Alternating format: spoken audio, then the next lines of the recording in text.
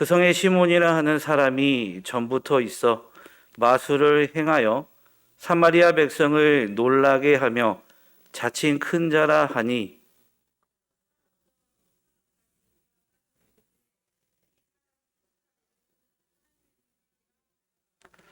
오랫동안 그 마술에 놀랐으므로 그들이 따르더니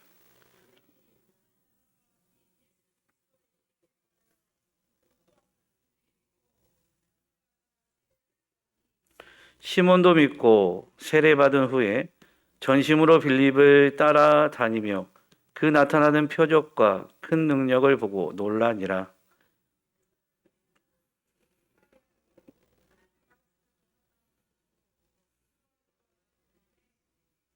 그들이 내려가서 그들을 위하여 성령 받기를 기도하니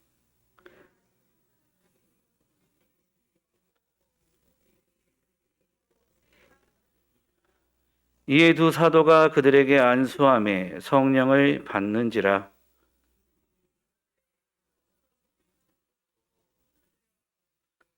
이르되 이 권능을 내게도 주어 누구든지 내가 안수하는 사람은 성령을 받게 하여 주소서 하니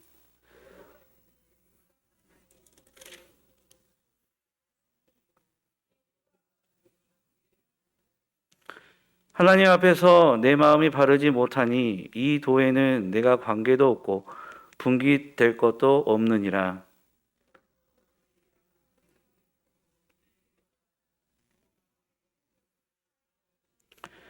내가 보니 너는 악독이 가득하며 불의에 매인 바 되었도다.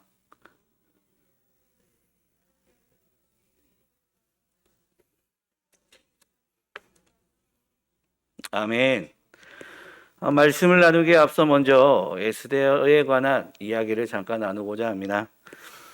에스더는 유대인으로 바사왕 아하수에로 왕의 왕후의 자리에 오르게 됩니다. 에스더가 왕후에 오를 때 하만이라는 사람이 모르드게에 대해서 앙심을 품고 잔혹한 계획을 세우게 됩니다. 그 계획은 바사 나라에 있는 모든 유대인들을 죽이고자 하는 계획이었습니다. 하만의 속마음을 알지 못한 왕은 하만의 거짓된 이야기를 듣고 바사 땅에 있는 모든 유대인들을 죽이라는 조서를 만들어 전국에 보내게 됩니다. 이 사실을 모르드게가 알고 굵은 베옷을 입고 대성통곡하게 됩니다. 모르드게의 소식을 들은 에스더는 근심하였고 내시 하닥을 모르드게에게 보냅니다. 모르드게는 하닥에게 모든 일에 대해 이야기를 전하고 유대인을 멸절하라고 수상궁에서 내린 조서 초본을 그에게 건네주며 에스더에게 보내주고 자기의 민족을 구원하기 위하여 왕 앞에 나아가서 간절히 청해달라고 요청을 하게 됩니다. 하닥의 모든 전말을 전해들은 에스더는 고민하였고 모르드게에게 이 궁중의 법이 왕의 부름을 받지 않은 상태에서 왕께 나아가면 모두 죽임을 당하게 되고 오직 살 수 있는 방법이 하나가 있으니 그것은 왕이 그 들고 있는 금규를 내밀 때 살 수 있다라고 말을 합니다. 그러면서 왕이 자기를 부른 지 벌써 30일이 지났다라고 이야기를 하죠. 곧 이 말은 자신이 감히 왕 앞에 나가서 이것을 간청할 수 없다는 것을 곧 거절을 한 것이었습니다. 이 이야기를 들은 모르드게는 왕궁에 있다고 하여서 너가 너의 목숨을 건질 것이라고 생각하지 말라고 하면서 내가 만일 잠잠하면 유대인은 다른 데로 말미암아 노임과 구원을 받을 것이다 라고 이야기를 합니다. 곧 하나님께서는 하나님의 백성을 구원하시고 보호하시고자 하는 뜻이 있으면 너 아니고 다른 그 누구를 통해서든지 어떤 방법을 통해서든지 그 뜻을 이루어 유대인은 노임과 구원을 받을 것이다 라고 이야기를 하죠. 이 이야기 이후에 에스더의 명언이 죽으면 죽으리이다라는 고백이 나오게 됩니다. 이 이야기를 통해 우리는 여러 가지를 생각할 수 있지만 그 중에 우리가 생각해 볼 수 있는 것은 내가 잠잠하여 아무 말이 없을지라도 하나님께서는 유다인을 다른 방법으로 구원해 주실 것이다 라는 것입니다. 그렇습니다. 하나님께서는 유대인들을 언약 백성으로 택하시고 그들을 통하여 일을 행하시고 그들의 후손 중에 메시아를 보내실 인류 구원 계획을 가지고 계셨습니다. 그렇기 때문에 하나님께서는 하나님의 뜻을 이루시는 방편으로 유대인을 어떠한 방법으로든 구원하실 것이라는 성경을 통해 결국 에스더의 결단으로 그 일이 이루어지지만 만약 그렇지 않았을지라도 이루어 가실 것임을 우리에게 알려주고 있는 것이죠. 곧 하나님께서는 하나님의 뜻을 반드시 이루심을 우리는 알게 됩니다.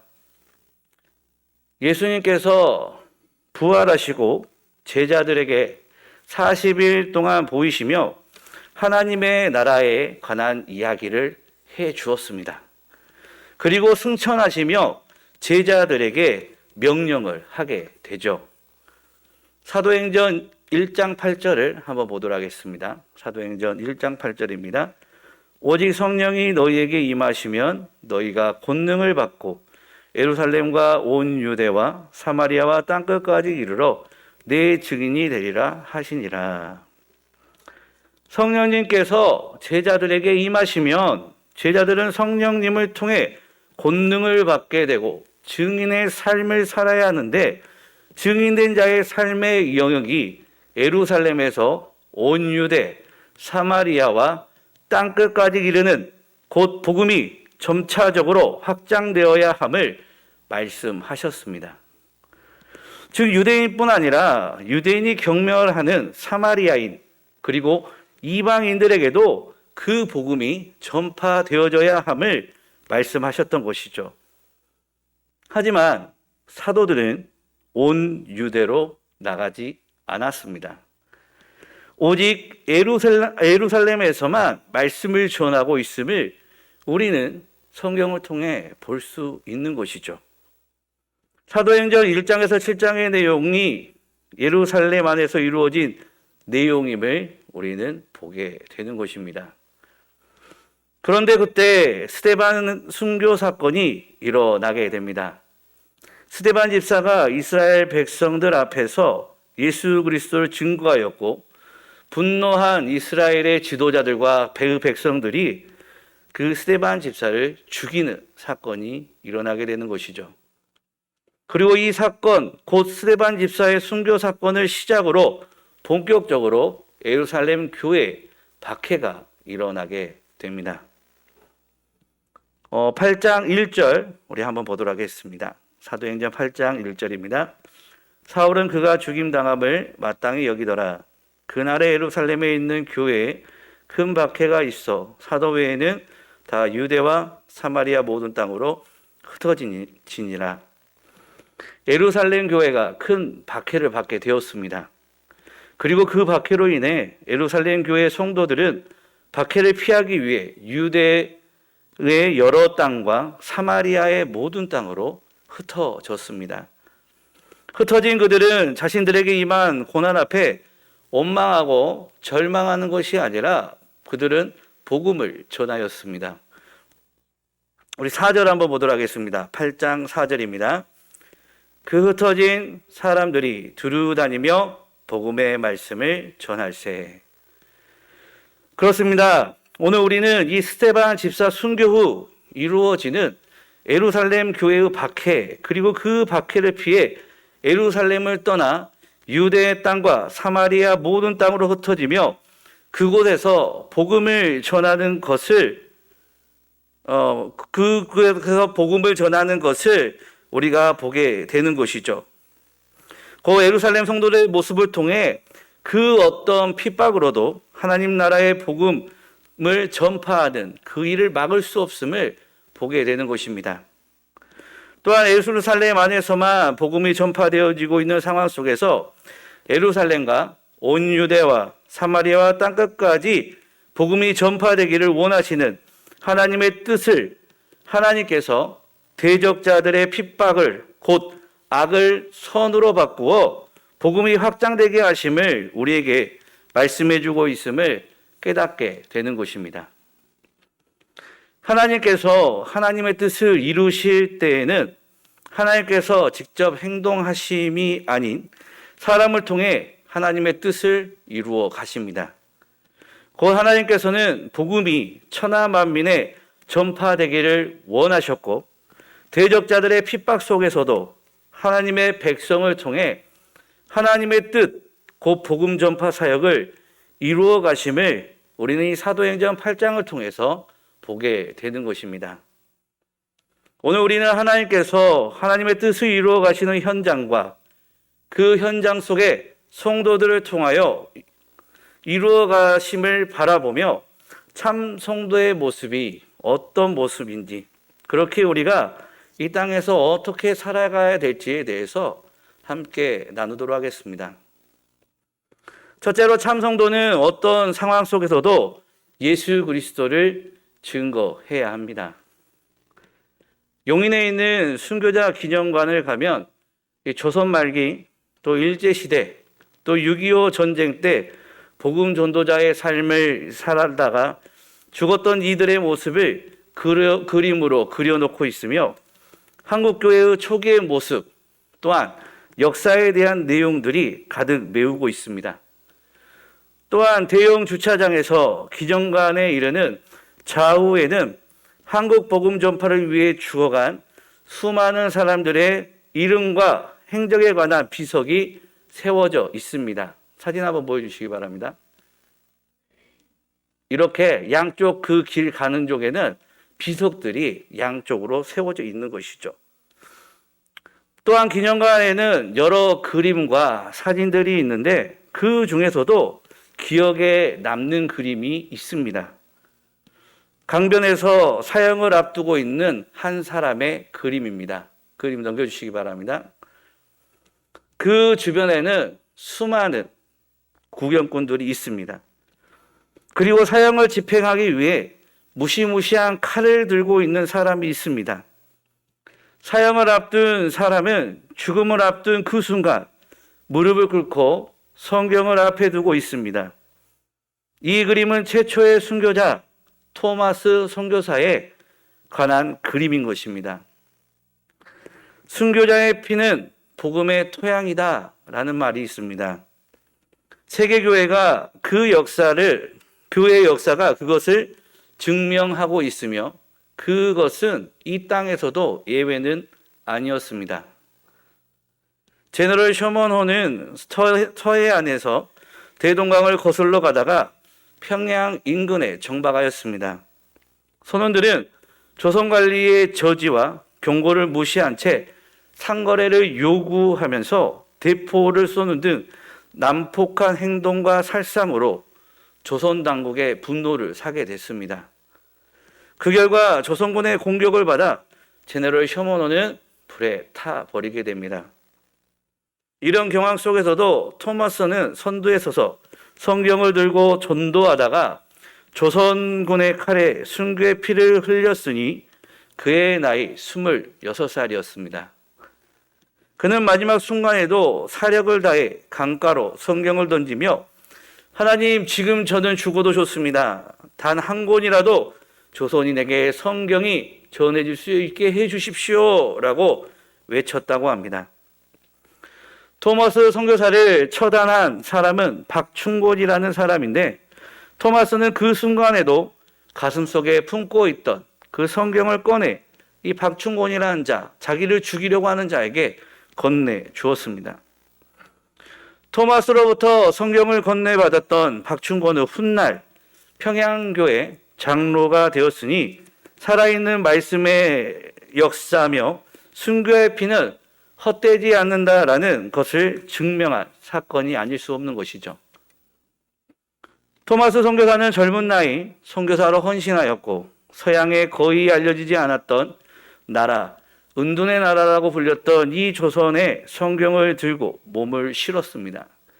그리고 죽음에 이르는 그 순간까지도 하나님께서 자신에게 맡겨주신 사명, 그 복음 전파를 위해 힘을 쏟았고 그의 피, 그리고 수많은 선교사들의 피로 현재 우리가 있을 수 있음을 우리는 지난 역사를 통해서 깨닫게 되는 것이죠. 스데반 집사 순교 후에 예루살렘에 큰 박해가 일어나게 됩니다. 우리 8장 3절 한번 보도록 하겠습니다. 3절입니다. 사울이 교회를 잔멸할세 각 집에 들어가 남녀를 끌어다가 옥에 넘기니라. 예루살렘에 박해가 일어나자 예루살렘 성도들은 박해를 피해 다른 곳으로 흩어지게 됩니다. 여기서 우리가 주목해야 할 것은 핍박으로 흩어지는 예루살렘 성도들의 행동입니다. 핍박으로 흩어진 기독교인들이 어떤 안전한 곳에 숨어버린 것이 아니라 두루 다녔다라고 성경은 우리에게 말해주고 있는 것이죠. 우리 4절을 한 번 더 보겠습니다. 4절입니다.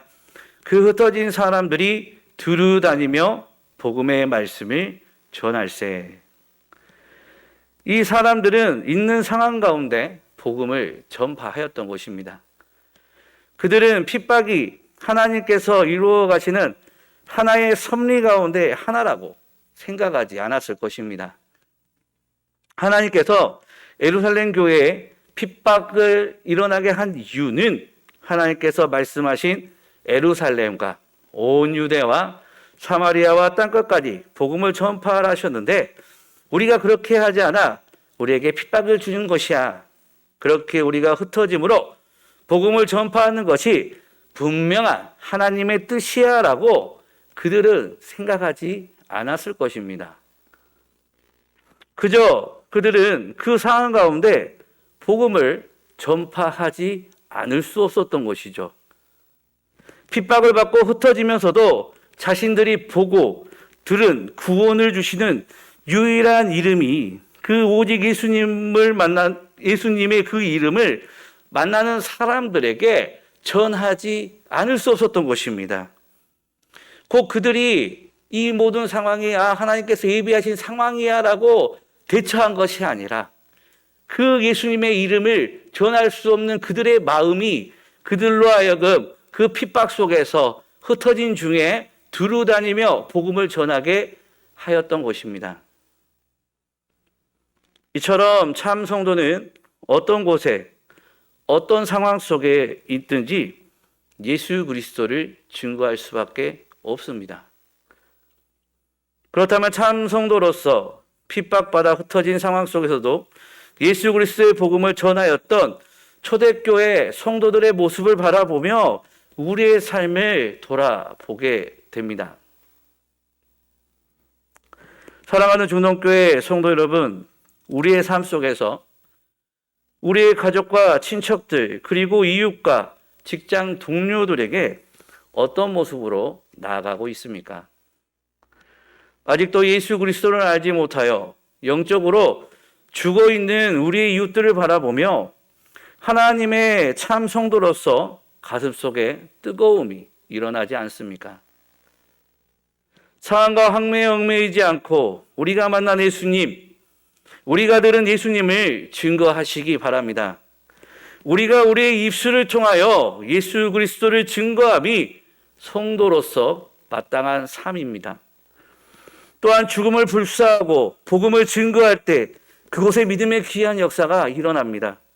하나님의 지상 명령에 순종함과 동시에 죽어가는 영혼들을 향한 안타까움을 가지고 어디에서든 하나님의 참 성도로서 복음을 증거하는 믿음의 귀한 백성들이 다 되시기 바랍니다.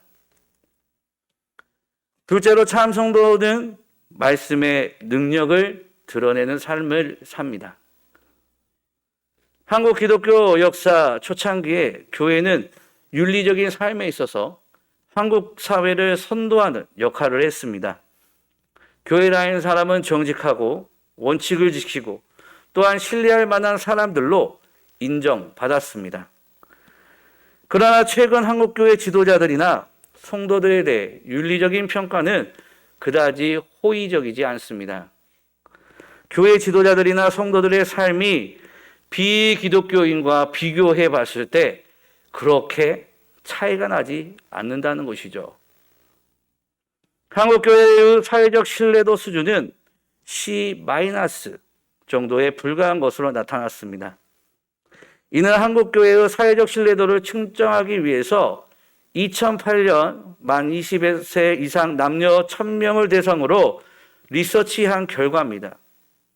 한국교회의 사회적 신뢰도 여론조사에서 한국 개신교를 신뢰한다는 사람의 비중은 응답자의 18.4%에 불과했습니다. 신뢰도, 불신도 하지 않는다는 사람들의 비중이 33%였고 불신하는 사람들의 비중은 48.3%로 조사되었습니다. 특히 나이가 젊을수록 교회를 불신하는 경향이 두드러졌습니다. 지금 이게 조사된 게 2008년이니까 그때 20대였던 사람이면 지금은 30대 후반에서 40대 초반인 사람들이겠죠. 이처럼 젊은 사람들이 또 한국 사회가 개신교에 대한 신뢰도가 낮아진 이유는 무엇 때문입니까? 여러 이유가 있겠지만 그중에 한국교회의 도덕적 해이와 윤리성이 한몫하고 있습니다. 교회는 더 이상 세상의 빛과 소금의 기능을 상실했습니다. 그리스도인들에게 요구되어지는 도덕적 기준은 확실히 보통 사람들과는 다릅니다.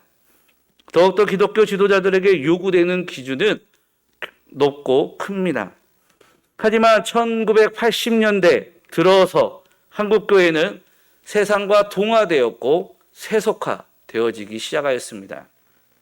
가정과 직장과 사회 속에서 그리스도인들이 보여준 모습은 불신자들과 큰 차이를 느낄 수 없는 그런 모습들이었죠. 이처럼 세상 사람들로부터 교회가 외면을 당하고 있는 이 시대 속에서 참 성도의 모습으로 교회가 다시 세상에 영향력을 끼쳐야 될 것입니다. 예루살렘 교회에 닥친 핍박으로 많은 예루살렘 성도들이 흩어지게 되었고 그 중에는 빌립이 있었습니다. 빌립은 사도들이 스데반과 더불어 세운 7 집사 중에 한 사람이었습니다. 핍박 가운데 빌립은 사마리아 성으로 내려갔습니다. 그리고 그곳 백성들에게 예수 그리스도를 증거하였습니다. 유대인이 사마리아 사람을 경멸했던 것처럼 사마리아 사람들 역시 유대인을 경멸하였습니다. 이는 당연한 이치가 아니겠습니까? 자기와 및 자기 민족을 극도로 경멸하는 누군가가 있다면 그 상대 역시 매우 싫어하는 것은 인지상정인 것이죠. 이런 유대인과 사마리아 사이에 나쁜 감정이 상존했던 역사적 상황 속에서 빌립이 복음 전도를 취한 것은 대담한 시도였습니다. 또한 그가 믿음으로 대담한 시도를 취하였다 할지라도 사마리아 사람들이 그 이야기에 귀담아 들을 것이라고 기대하기는 힘든 상황인 것이죠. 하지만 놀라운 일이 일어나게 됩니다. 우리 6절을 한번 보도록 하겠습니다. 6절입니다. 우리 함께 읽겠습니다. 무리가 빌립의 말도 듣고 행하는 표적도 보고 한 마음으로 그가 하는 말을 따르더라. 아멘. 그렇습니다.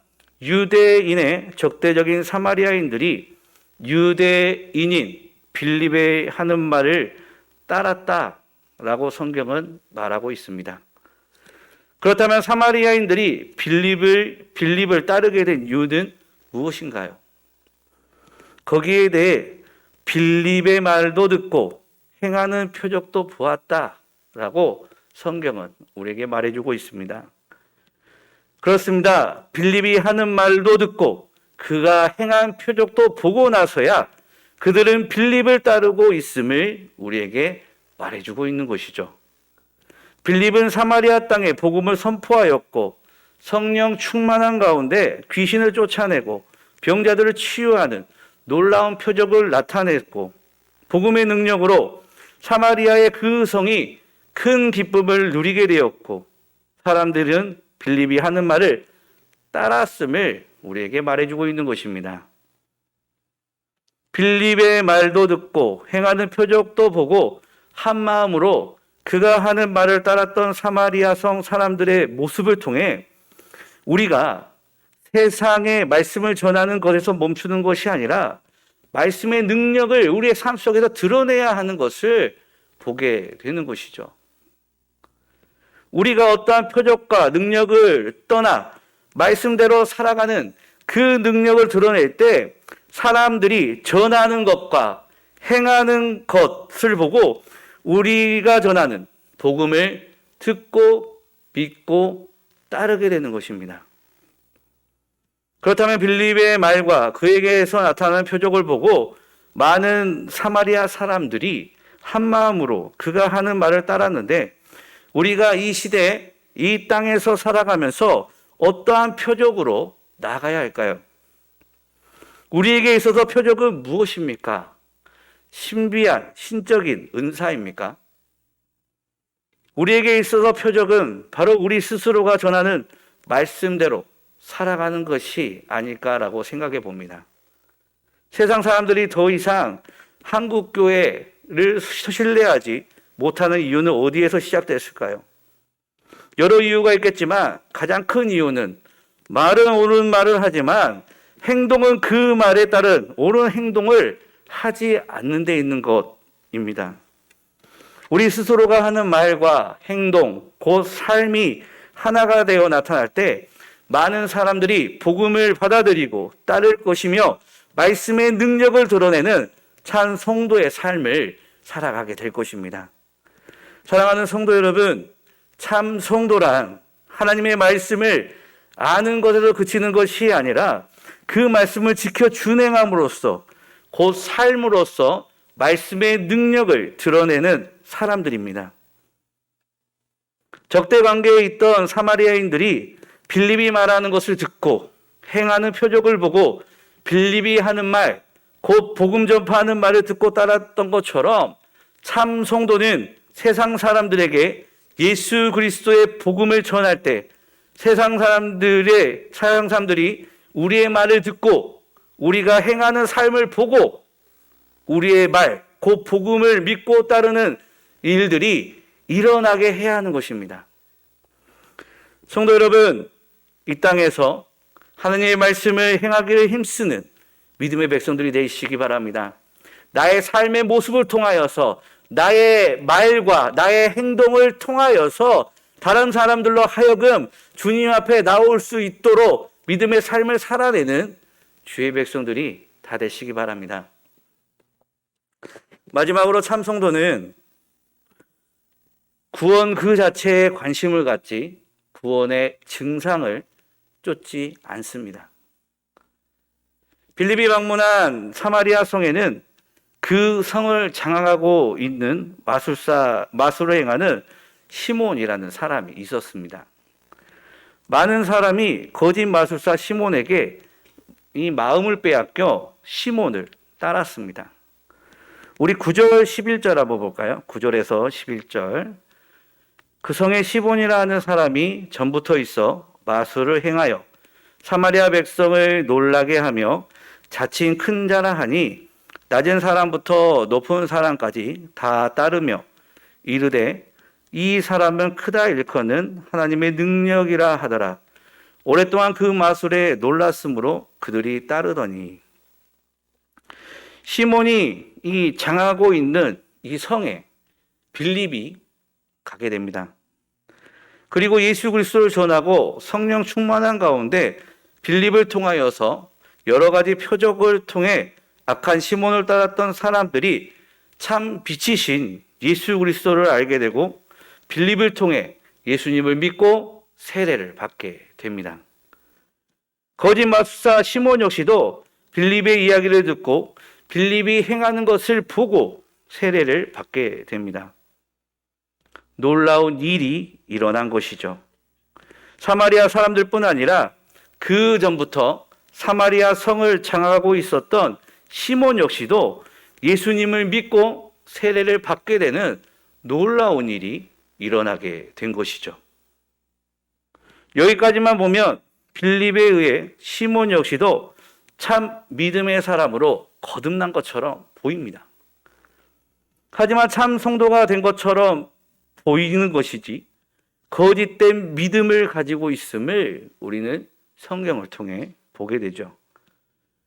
사마리아에서도 하나님의 말씀을 받았다는 놀라운 또 소식이 예루살렘에 있는 사도들에게 들리게 되고, 예루살렘 교회는 그 사실을 확인하기 위해 베드로와 요한을 그곳에 급파하게 됩니다. 베드로와 요한이 사마리아에 와서 그들이 아직 세례를 받았을 때 성령을 받지 못하였음을 보고 그들을 위해 성령 받기를 안수하여 기도하며 놀라운 일이 일어나게 되니, 그것은 바로 사마리아인들에게도 성령님이 임하게 된 것입니다. 사도들이 안수하여 사람들로 하여금 성령 받게 하는 모습을 시몬이 보았습니다. 그리고 사도들에게 나가 이 권능, 곧 성령을 주는 이 권능을 돈을 주고 사려고 한 것이죠. 우리 18절 19절 한번 보겠습니다. 18절 19절입니다. 시몬이 사도들의 안수로 성령 받는 것을 보고 돈을 들여 이르되 이 권능을 내게도 주어 누구든지 내가 안수하는 사람은 성령을 받게 하여 주소서 하니. 기가 막힌 일인 것이죠. 성령을 임하시게 하는 것은 하나님께서 주시는 권능으로 돈을 주고 살 수 있는 것이 아니라 하나님의 선물임에도 불구하고 가짜 믿음을 가진 시몬은 그것을 돈을 주고 사려고 했던 것입니다. 그가 돈을 주고 그 권능을 사려 했던 이유는 무엇 때문입니까? 빌립을 통해 예수님에 관한 이야기를 듣고 빌립이 행하는 놀라운 표적을 보고 그는 세례를 받고 빌립을 따랐습니다. 그에게는 예수 그리스도의 복음이 귀한 것이 아니었습니다. 예수 그리스도를 믿음으로 받는 구원이 중요한 것이 아니었습니다. 빌립이 행하는 표적이 그의 마음을 사로잡았습니다. 그러던 차 사도들이 내려와 하나님께서 주신 권능으로 성령을 임하시는 것을 보고 그것을 돈을 주고 사려고 하였습니다.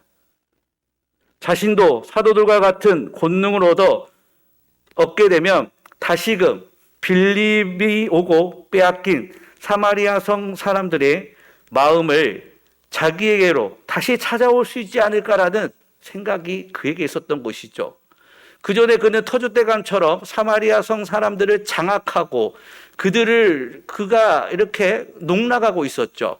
근데 빌립이 오고 모든 것들이 깨어지고 참 빛이신 예수님을 믿고 사마리아 성 사람들이 떠나가게 된 상황에서 다시 그는 그 권능을 돈을 주고 사서 다시 자기가 그 사마리아 성을 장악하고자 했던 것입니다. 구원의 문제에 집중하지 않고 구원받은 백성의 증상을 쫓고 있음을 우리는 보게 되는 것이죠.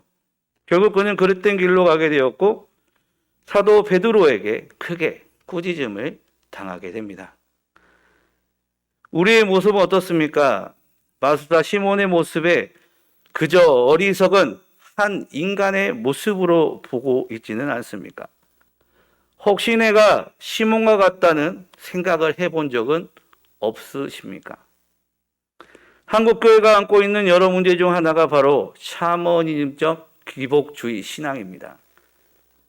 교회에 나가면 형통한 삶을 살게 되고 사업이 잘 되고 자녀가 잘 되고 건강하고 모든 일이 만사 형통할 것이라는 사고를 은연중에 가지고 있습니다.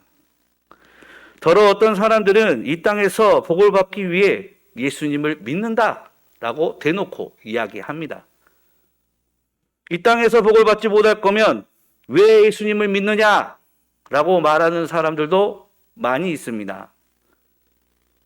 이들에게 삶에 어떤 어려움이 닥치게 되면 그들은 자신에게 복을 주지 않는 하나님을 기꺼이 떠납니다. 예수님을 믿는 백성들 중에 누군가는 물질의 복을 누릴 수 있습니다. 하지만 그렇지 않을 수 있죠. 누군가는 건강의 복을 누릴 수 있습니다. 하지만 그렇지 않을 수도 있습니다. 자녀가 잘 되는 복을 누릴 수 있습니다. 하지만 그렇지 않을 수도 있습니다. 예를 들어 감기에 걸리면 그 증상으로 우리가 콧물을 흘리고 열이 나고 식욕이 떨어지고 기침을 하고 목이 부을 수 있죠. 하지만 이러한 증상이 있다고 해서 이 증상 자체가 감기인 것은 아닌 것입니다. 곧 열이 나고 콧물이 흐르고 식욕이 떨어지는 것이 감기의 증상일 수는 있지만 감기 자체는 아니라는 것이죠. 이는 사업이 잘 되고 자녀들이 진로가 잘 풀리고 가정이 건강하게 되는 것이 구원받은 백성의 복의 증상일 수 있지만 그 자체가 구원의 복은 아니라는 것입니다. 그렇게 어차피 한번 살다 죽을 인생, 잘 먹고 잘 살고 잘 입어도 죽고 못 먹고 못 자고 못 입어도 죽을 인생인 우리들은 이 땅에서의 유한한 것들의 마음을 빼앗김이 아닌 근본적인 복, 곧 예수 그리스도를 믿음으로 얻는 구원의 복에 집중해야 하는 것입니다. 드러나는 능력, 드러나는 현상에 집중하지 말고 복음 그 자체, 하나님 한 분에게 집중해야 하는 것이죠. 사랑하는 중동교회 성도 여러분, 참 성도란 구원 그 자체에 관심을 갖지 구원의 증상을 쫓지 않습니다. 지금 무엇을 쫓고 있습니까? 영혼의 구원의 복을 쫓아 살아가고 있습니까? 아니면 이 땅에서의 현상적인 복을 쫓아 살아가고 있습니까? 우리가 쫓아야 할 근본적인 복을 붙잡고 이 땅에서 살아가는 거룩한 주의 백성들이 다 되시기 바랍니다. 말씀을 마치겠습니다. 오늘 우리는 예루살렘 교회에 핍박이 임하게 되고 그 핍박 가운데 일어났던 일들을 통해 참 성도의 모습이라는 제목으로 말씀을 나누었습니다. 참 성도는 어떤 상황 속에서도 예수 그리스도를 증거합니다. 참 성도는 말씀의 능력을 드러내는 삶을 삽니다. 참 성도는 구원 그 자체에 관심을 갖지 구원의 증상을 쫓지 않습니다. 참 성도의 모습을 가지고 이 땅에서 예수 그리스도를 증거하고 말씀의 능력을 드러내며 구원 그 자체에 관심을 가지고 오직 하나님께만 집중하는 믿음의 귀한 백성들이 다 되시기 바랍니다. 이 시간 함께 찬양하도록 하겠습니다.